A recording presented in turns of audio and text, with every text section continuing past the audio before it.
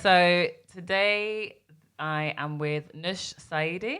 She's a makeup artist and pharmacist living in Birmingham. But yeah, we're just going to talk through, first of all, we're going to talk through Nush's kind of like morning routine. I just can't help but be very nosy about what people do from the minute they wake up and how they wake up. So yeah.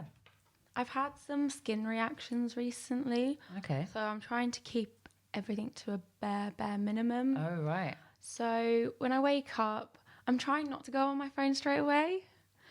It's proving to be harder than Is it in your room? It is. Because that's the easy way to do it.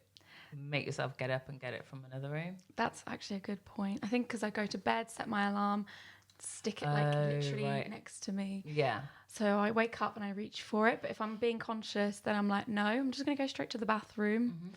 So yeah, I just cleanse. It's just a really basic CeraVe. Okay. Creamy cleanser. I just bought their salicylic cleanser and I really like it. It's so gentle. Exactly. I'm just trying to strip everything down because I was just doing too much. Right. So I literally cleanse. In the past, I've toned as well with, I think it's a CosRX. I think it's like a Korean toner. Mm-hmm. It's got like glycolic acid and other bits. Mm-hmm. But I've taken that out and I might reintroduce it once my skin's used to some other things I've been doing. And then I put on some CeraVe moisturizer. Okay. Really basic stuff again. And then that's it. If I'm wearing makeup or if I'm leaving the house, then SPF. Mm-hmm. Then which SPF do you like to use? So at the moment I'm using the CosRX one. Okay. But my fave of all time has been one by the Beauty Shop. Is it called Beauty Shop? No. What's it called? So it's an SPF. It's an SPF. Is it a Body Shop. Oh. Okay. Beauty Shop, no. Body Shop. Yeah. It's brilliant. It's super thin, so it dries down really thin, perfect in the summertime when you want like a really thin layer. Mm-hmm. And it's got no flashback. I think it's like a chemical one, so no white cast, which is perfect. But it's quite expensive for how much you're getting and how much you need to use. Right. So I've been trying to get some like Korean ones online. So that's one I'm using at the moment. It's again by CosRX. Okay, I'll look it up. I think it's like a aloe vera one. Okay. It's quite nice. And yeah, then the rest of my makeup and that's it. So when you said what were you doing before that you think provoked some kind of negative reaction? Were you just going crazy with the acids and stuff? Yeah, exactly. I think when I just kept adding things, I saw like a positive impact. Yeah, so you're like, let me do some more. So yeah, I just kind of lost control. I was just like, I just kept going and I was like, let me see where it can take me. So what were you doing? Oh my God, So I started using retinol, but that was on top of like salicylic. Yeah. I was using salicylic glycolic acid. So salicylic in the evenings. Okay. It was like the leaving salicylic, 2%. Okay. I was also using glycolic acid in the mornings. And I was also doing like weekly salicylic, just leave-in peels. Okay. And then I added retinol. It was fine. It was 0.2%. Yeah. And I was just using it. I was going ham. And my skin was, I can't believe it was tolerating it for that long. But my skin looked so good. For how long was it looking good then? Oh, it looked good for about 5-6 months. What? Yeah. Okay. And then I was like, okay. I finished a bottle of 0.2. So I was like, okay. Time to step it up. I stepped it up to 0.5. Mm. After taking and you still did everything else the same? And I was still doing everything else. Maybe not the peels. Okay. And I also had taken a break from the retinol. So I went straight into 0.5 and my skin freaked out. And I didn't know what was happening. So I didn't completely stop everything. And I was just kind of like, I can't let go. I was trying to hold on as much as I could. But my skin was just, it went crazy. Was it like bumps? Was it redness? Was it dryness? I did have some burns. Oh, that was because I did like a peel and then it was going red. So I thought it was a spot. So then I applied some more like salicylic, but it wasn't. It was just like an allergic reaction. Oh my God. I had like loads of dry areas around my eyes. I'm still struggling with dry eyelids now. Really? From that period. And I got some just dryness and really red, like blotchy skin. Although that didn't last. Yeah. It was more like a acute reaction. Yeah. So do you have a dermatologist, or is this all you sort of... It was all me. Is it all Instagram tips? And it was actual research. Okay. It was, because obviously the things I was using, they're active agents. They've got scientific backup. And, even with like some medical treatment options, they do combine actives. Yeah. So I was just like, well, I'm just kind of doing the same thing. And even when you come to a pharmacy, obviously I work in a pharmacy, we give benzoyl peroxide. Yeah. And, a lot of people don't actually tell people you do need to introduce this slowly. Even on the back, it doesn't really have that much information. You need to introduce it slowly, preferably dilute it, alternate, then increase it. Take a day break if you're reacting to it. You don't hear any of this, so I was just a bit naive, and I also just thought my skin was just really like hardcore. I was just like, you know what, I've been using salicylic for years, I'll be fine. But no, you don't know what you'll react to. Even if it's not the active agent, you could react to the preservatives. Even when I stopped all the active agents, my skin was just reacting to normal stuff, like to normal creams I couldn't use. Right. So does that mean the skin barrier's gone? I've heard that's a sign when anything stings or irritates. Yeah. So I completely did like a bit of a skin fast where I was just using cleanser and moisturizer. So I did even stop SPF for a few days. It was really necessary. I mean, I could have bought like a physical SPF, rather than the chemical. But it was only for a couple of days. And I did the skin fast for like a week. Okay. And slowly reintroduced other things. Because that's what we talked about on the last episode, myself and Iman talking about skin fast again. We were both like, no, me, because I have like acne issues, and you can tend to sort of rely on your like little arsenal of products. And Iman, I think she's just a product junkie. So she was just like, and living in London, she was like, London water, washing with water, no. So it's interesting. So what was the sign when you're like, no, I need to do something, like now I need to stop? Well, it was just when my skin was not, even after I'd cleanse, even with just basic CeraVe, my skin would just get red hot, even though I've not done anything to it. I was like, this isn't right. I would take antihistamines. I was even using hydrocortisone on my face. Oh, wow. It was nothing was working. And I did loads of research. And there's a dermatologist on YouTube. I think his name's David Lim. I'll have to check. Oh, or Lee. So like David, but it's pronounced David. I think he pronounces it David, yeah. And he's pretty amazing. And he was just kind of like, if your skin's overreacting, do a skin detox. Really? Skincare detox, and just take it. Oh, is that him? I think I recognise him. Is that him there? Oh, yeah. I was right. Davin, sorry. Yeah. David. Yeah, okay. Davin Lim. I'll subscribe to him then. Yeah, no, he's honestly amazing. And, he gave loads of tips about, how reactive these agents can be. And it's just more your barrier.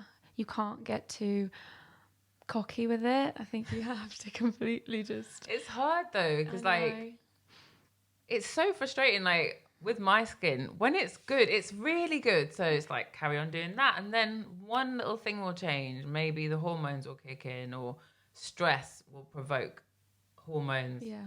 And it's like, okay, got to deal with that issue now, but because I'm dealing with that, I'm going to have to take back this for a couple of days because that will affect that. And then you're not getting the same results. And then that balance is off. It's gone. Yeah. And then it just escalates. Yeah. So that one little breakout could escalate to more. Yeah. But no, the skin cleanse I wouldn't recommend for myself now. Okay. Only if I needed to. Right. Because after that skin cleanse, obviously I'd stopped all these active agents that were increasing my Yeah, cell turnover. So right. suddenly It slowed right down. it was like an eruption. It was horrendous. Gosh. And obviously completely being still under all these eyes, it was Oh my not gosh, nice. yeah, because you've got like, is it nearly 50,000 followers or something? About on Instagram? 40 something, Okay. yeah. Because I always like, so when you were going through this, did you post less? So it was in a bit of a weird time. I had an exam coming up, so I was going to post less anyway. Okay. And then I went on, and then I went traveling, as you know. So it kind of worked out okay. Okay, yeah. And I kind of forced myself to still post. And then I'll show you some pictures where you can see it. Right.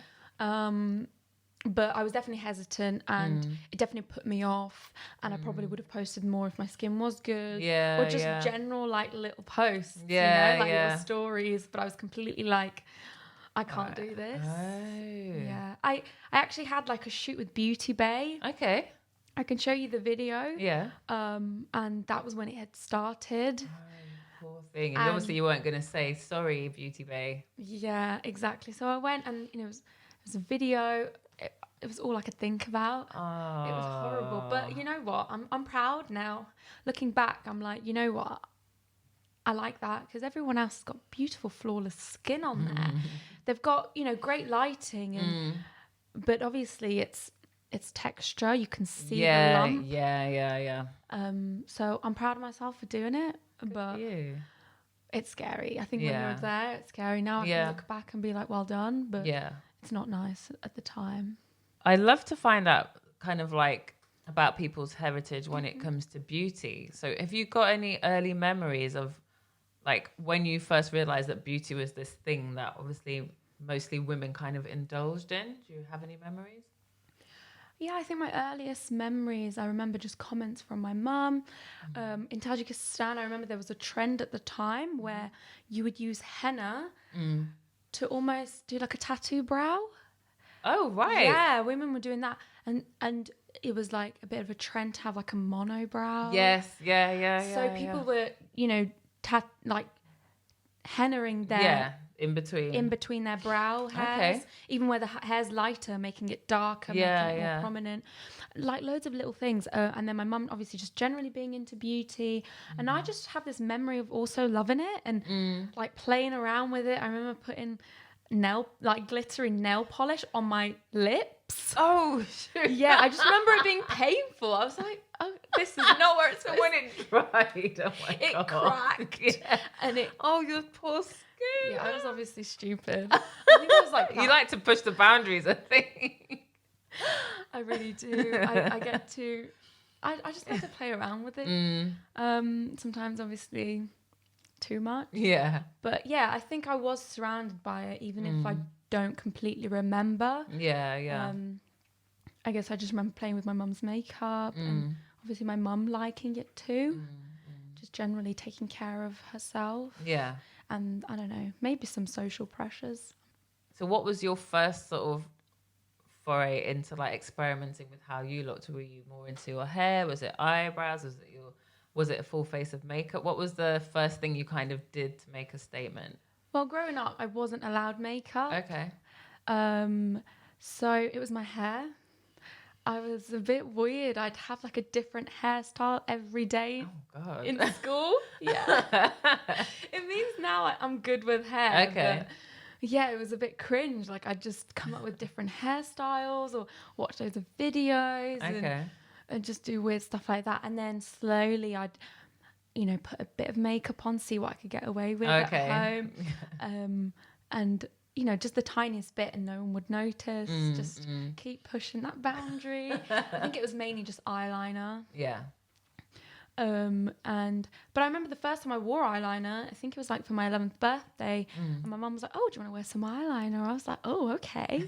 And I think it was ever since then I was like, I like this. So when did you become a makeup artist? I don't know. Or you like a pharmacist first and makeup's more of a hobby, but you've amassed this like huge following, or? Yeah, I think it was more that. I think it was just more of a hobby. It was more of an escape. I always found makeup as a bit of an escape throughout uni, or I loved doing people's makeup. I would just, out of all my friends, I was definitely the only one that was like more into beauty. So I'd do people's hair and makeup. And then I just found myself doing it as an escape at uni. And so escaping from what? Like, were you not very social? Were you more staying in and that's what you like to do? Or was it just like you had your head in the books and when you didn't? Yeah, I think it was just more of an escape from just getting that flow, just that escape from reality. Okay. Like, no, I was quite social. I had a big like friend group. You know, we'd do social things, but I think it was just sometimes when you just need to zone out for a bit, just completely cut everything out. I don't know, like a form of meditation. I don't know. I think it is definitely that flow. Yeah. And then I just started documenting it, and I was like, you know what? I'm just gonna like, I'd find inspiration. I was like, oh, I'd love to just do a look and then, you know, post that this is my inspiration and this is the look I got.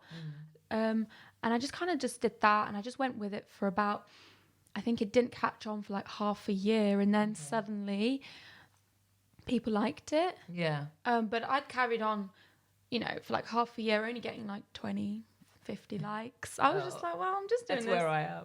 No, but as in like, you Yeah. know, you just keep going. It doesn't matter. Yeah, you're not like doing it for... Yeah. Exactly. Yeah. You're enjoying it. And even when you're getting loads of likes, sometimes if you don't want to post, you don't want to post. Yeah. There's no amount of likes that's going to, you know, force you to post.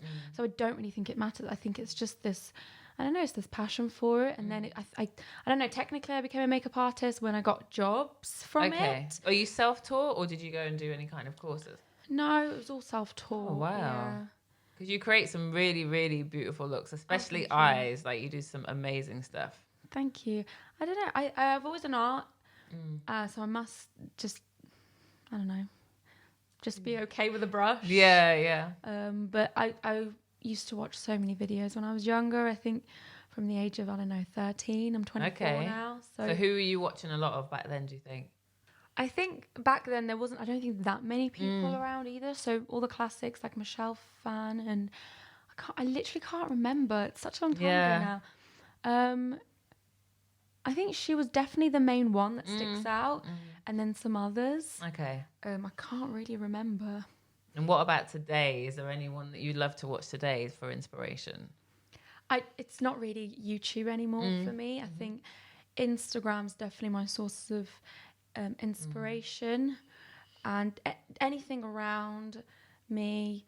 I think maybe some shapes and colors. I get inspiration from a lot of like the beauty, more like people my style. So, you know, that kind of avant-garde, editorial looks. Do you like the Euphoria makeup trend? Because I think some of your stuff kind of falls into that, doesn't it? It does kind of, yeah. I mean, more sparkly ones, but yeah, definitely. I think like there is definitely similarities there. I think the only annoying thing is that there've been so many of us that have been doing this for such a long time, and then this show comes along, and then suddenly our looks are euphoric looks, but it's like, no, this is my look. Yeah. You need to get on there as like an extra on the makeup team. How cool would that be? That would be awesome. I think one of the makeup artists actually followed me from Euphoria. Yeah, before the show. So what are you trying to say? Or maybe during the show. I don't know when the show came out.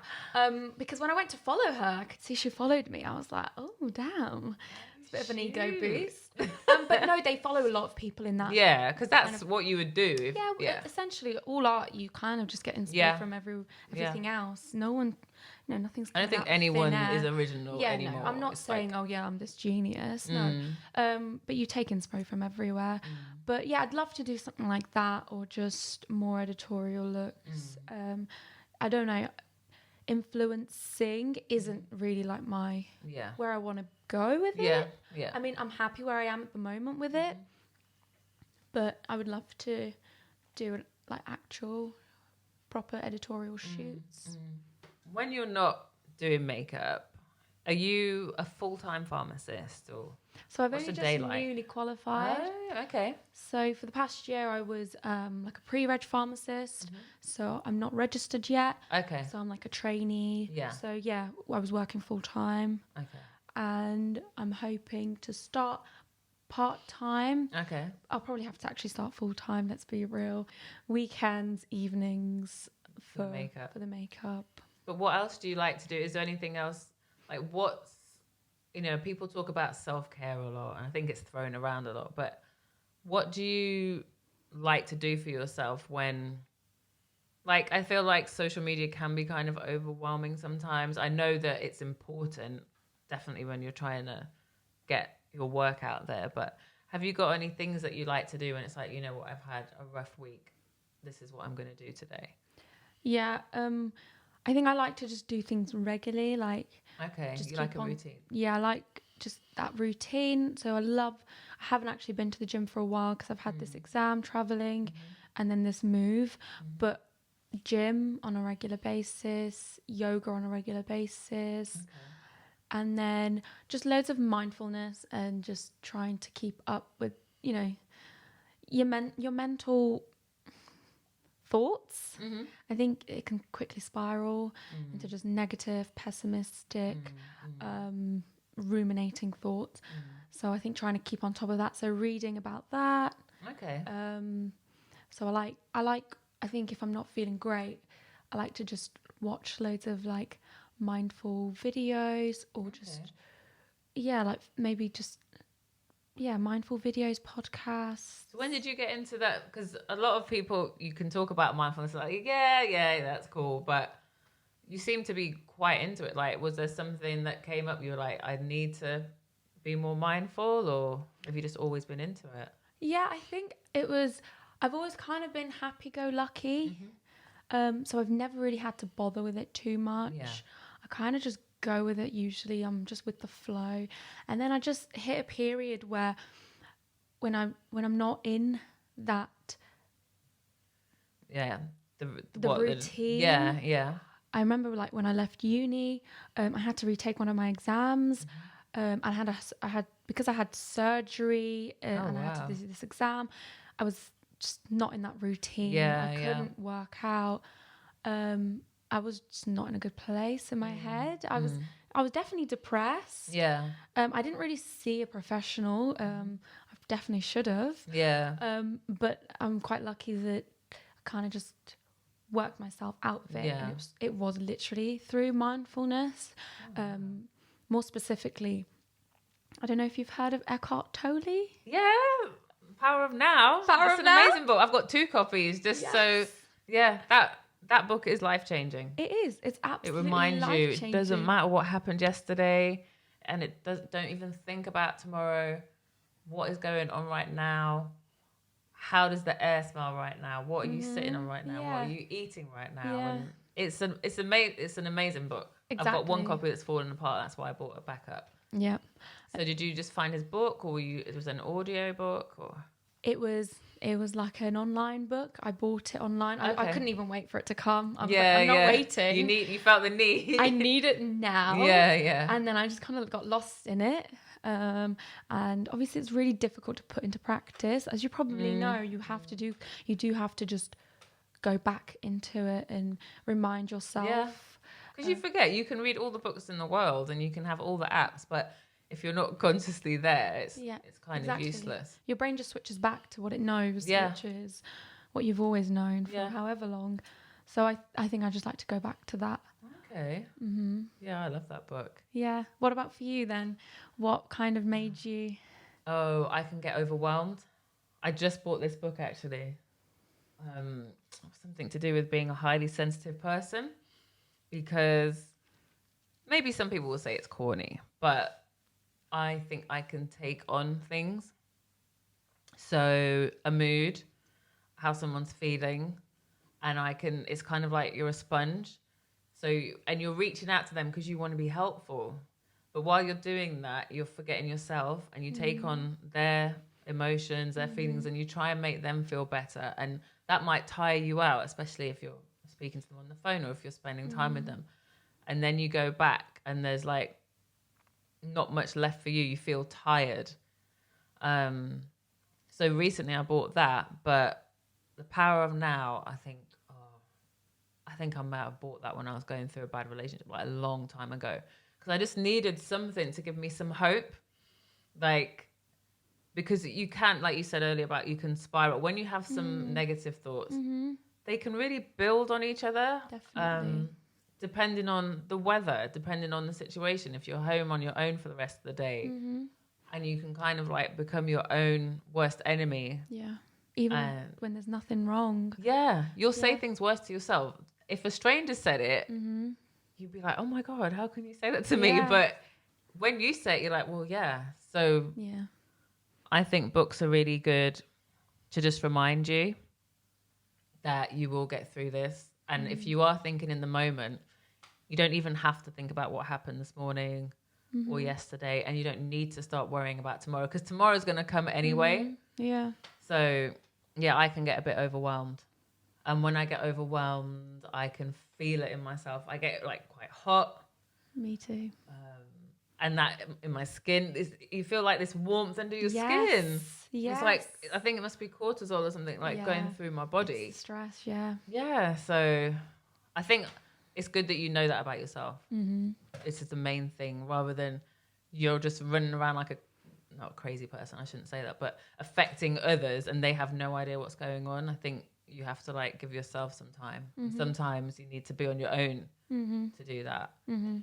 But were you feeling like, and you said you had an operation, but were you feeling a bit alone at that time? Is that why? So I had all my family around me. I had my little sister with me, and she's like my best friend. Okay. How old is she? She's 22. Okay, so not much younger, but yeah. Yeah, so similar age. Yeah.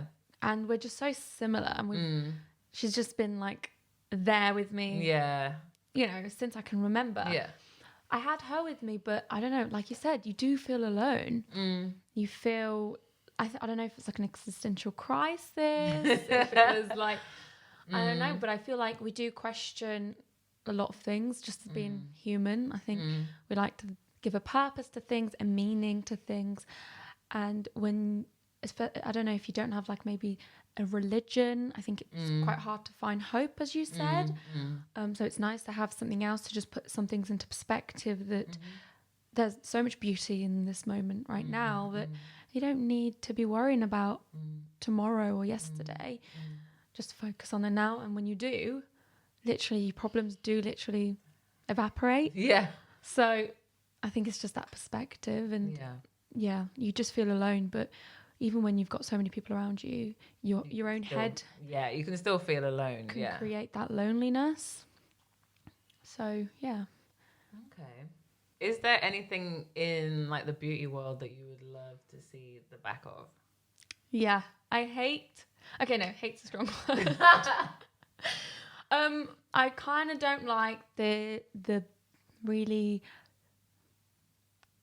I'm trying to find the big. word. I'm trying to find the right word. The super over plump, overdone lips. Okay. I mean, I get it. Obviously, it's a massive source of insecurity for loads of people. I do think that in media, there's this drive for a certain look. Yeah. And, you know, when you don't have that look, obviously, you know, it forms an insecurity. But I think it's kind of going over the line a bit, where I think people don't know when to stop. And I'm not saying it's the people, but I think it's definitely just personal issues that we have with ourselves, that we do get carried away. Maybe it's the same with my whole skincare routine. I did get a bit carried away. You kind of think, you know, I'm just going to keep going. Yeah. So maybe if you started on the lip fillers, you might, I mean, let's see. Is there a limit? I do think that it is very addictive. And that's why I would never want to get started, because I know I'll get completely carried away. Because the bar is only going to keep getting raised by social media. And I don't think I'd be able to keep up with it. And I don't think people are. So that's probably a trend that I don't like. Done. So I also don't like to have it on my timeline. Okay, so you make sure you're not following anybody that's promoting that or just has that. Yeah, I like natural looking faces, and I don't want that kind of face to be my norm, because I know it will have an effect. It will start to get in there, and it will impact my mental health and what I see in the mirror. It's not what I'll see, and I don't like that. By the way, speaking of looking in the mirror, you have the best eyebrows. Oh, thanks. Are they just naturally like that? Have you got any product on them? I do put a bit of Benefit 24-hour brow. It's just a clear gel. Can you just show the camera how amazing your eyebrows? Oh, okay. Okay, so is it a clear gel? It's just a clear gel. Yeah. Just kind of holds them into place. Yeah. Throughout the day. I mean, it doesn't do a great job because my eyebrow hairs are very long, so they'll just go everywhere. Yeah. But it'll just hold them for a bit. So you're not going to do that the really brushed up style? I sometimes do for my looks. Yeah, or with some soap. Okay, I need to try the soap. But then I don't really have any hair there. Most of mine is completely fake. I can see the hairs. I can see the hairs for sure. I've probably got a third. Yeah, I've probably got a third. No. Have you done like the strokes? I've done the strokes and pencil. Oh, looks nice though. I thought the strokes were real. Wow. I'll send you a picture maybe one day. I mean, I think you totally could. Yeah. Well, the new ones, they're really good, but sometimes you get a really thick stroke that looks like felt, so you really have to like get the knack and you have to be patient. I see Katie Jane Hughes do it. Oh my God, she's amazing. But she's she's got time. No, but she does it really fast. I she's know, like, but boom, they're boom, boom, boom. so maybe I'll try her one because I've forgotten which one she uses. Glossier. No. She uses the new Glossier ones. Oh my God, she was using something else before though. She was using something else before, and then I can't remember. Right, so she's moved to Glossier, and she can she still do them just make the Glossier ones. Oh, cool. And apparently I don't know why I know so much about this. Probably because I watch so much of her. I love her as well. Amazing skin. But her brush it's like a little brush rather than like a sometimes the end is like a felt. Like a felt, yeah. I think hers it's an actual brush. I don't really. So yeah, maybe that may make it easier. Yeah, maybe I'll try it then. So I went to their pop-up last week, the new one in London, and I did mean to try that because I'm using the MAC one. I'm really annoyed because one of the tiny hairs has come down from the rest. So I think I'm going to have to cut it off because I'm worried that it's going to give me an extra. But anyway, so it's the final question. When do you feel you're most beautiful? I think there's two bits to this. I think a tangible answer is probably when my skin's good. I can literally step back out the house and I'll feel good. I don't need to put anything on. But I can also, have acne all over my face, not look my best, but if my mental health, if I'm in a good place in my head, I'll probably feel still the most beautiful. So I think it comes into two different. Wow. So how do you do that on those days? Okay, I do avoid looking in the mirror. Okay. Yeah, I do avoid the mirror. Yeah. So I try and spend the least amount of time in the mirror. Instead of, because I'll be like... Yeah, exactly. I'm like a picker. I will pick the tiniest things. Yeah. And then there will be And then they're the biggest thing in the room. And you're like, oh, I did that. It wasn't even noticeable before. Yeah. I went ham on it. I just try and avoid it. Just don't look at myself. Nighttime routine done. Leave. Get away from the mirror. Oh, good. I need to do that then. But I say I do that. It's hard. Yeah, it is hard. I was in front of it last night. It is hard because it's like you in front of the mirror on your own, and I'll just zoom right in.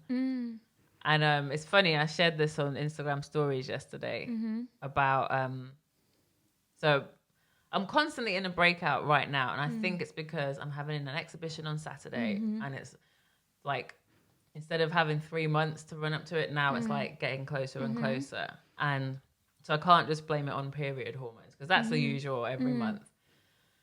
And I was gonna go and buy myself an outfit for my private view and and I just that's not a good word. I hated my skin, and my husband, who's the producer on this show and is in the room, but he said you should dress up and just go out and buy yourself something nice. Don't put any makeup on. He's like, I've noticed when you think you're having a bad skin day, you go all the way in the other direction, put a cap on and cover up.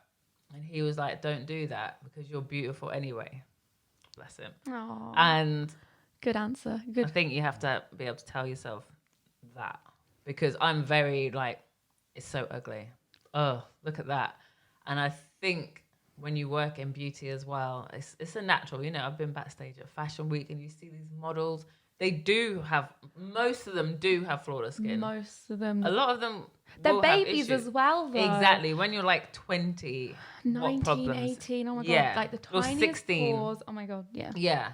Yeah. So I think it's hard, and when you're someone that loves looking at beautiful things, it would be it's like what you said, you manage what's on your timeline. Maybe I should do that more, because I am following a lot of beautiful people. So of course I'm going to be like, well, that's what beauty is. And you know, I really like people like Katie Jane Hughes, because she's got her normalized skin texture hashtag, Yep. because it is real. Yeah. You know, She uses a high-tech camera. She makes sure she captures all that texture so that we're not all plastic. And no. we do forget. I look in the mirror and I'm like, why isn't my skin super Yes. smooth? Yeah, like how much foundation have I got? And I can still see faintly a scar. Like, I know. so I'm maybe like, it's the lighting. yeah. Or... I'm like, how do other people do it? And well, you see people with like cakes of makeup, but when I wear cakes of makeup, it still looks... I was going to say something else. Yeah. But it's still, you can still see everything. I'm yeah. like, you can't win. No. But it's the camera's deceiving. You know, sometimes I'll take pictures and I'm like, oh, that spot you can't even see. Like, it's gone. It's deceiving. And I think being really mindful of it and picking and choosing who and what's on your timeline is crazy important. I think I don't like seeing like actual influencers on my timeline where they're sharing their lives, every bit of their lives. No, I like creative stuff. I like mindful stuff, you know, podcasts and stuff like that. I can't see everything else. And I think we all have to be a bit selective, unless you're just super happy. But who is? Not every day. No. But yeah. So we're going to wrap this up. Thank you so much. Thank you for having me. For being here, Nush. And I'll make sure to share all your information so people can find you on Instagram and see all your amazing creations. But thank you so much. Thank you so much.